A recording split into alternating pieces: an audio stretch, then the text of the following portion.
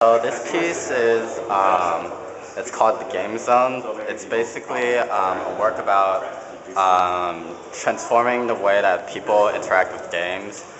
Because conventionally, most of the times during like a social gathering, when games are the center of the attention, only a few people are actually interacting with the games.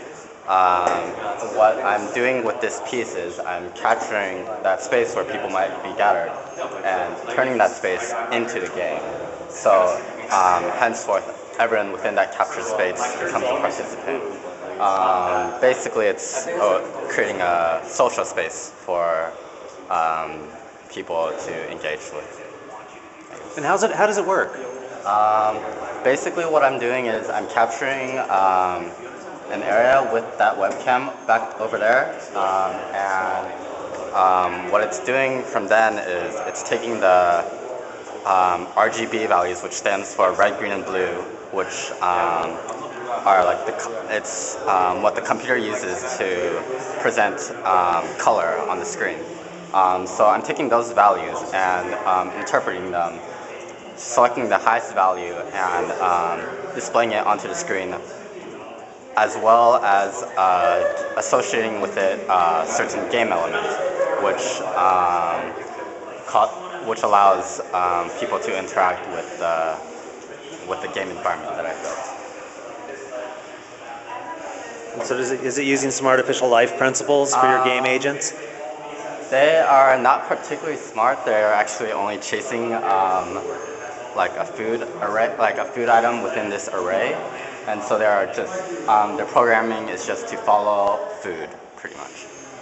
There's no there's no particular optimal path. Like they aren't selecting like, oh, there's this path would be the best path to take because if I took the shortest path, it would be detrimental.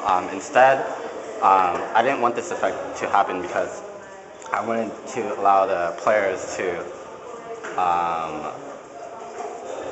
change the environment to affect them given the path that they are taking. And how do the players interact with them to change their environment? I see one just became an egg, for example.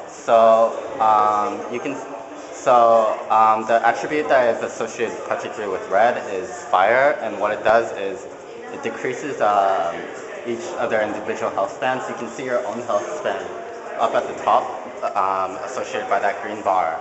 And so you don't know the other AI's health spans, but over time, if they stand long enough within the red regions, they will lose all their health, and some will become eggs, some will just essentially die and get removed from the gaming environment.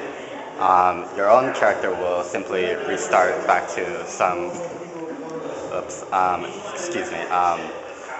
to some set like percentage of his.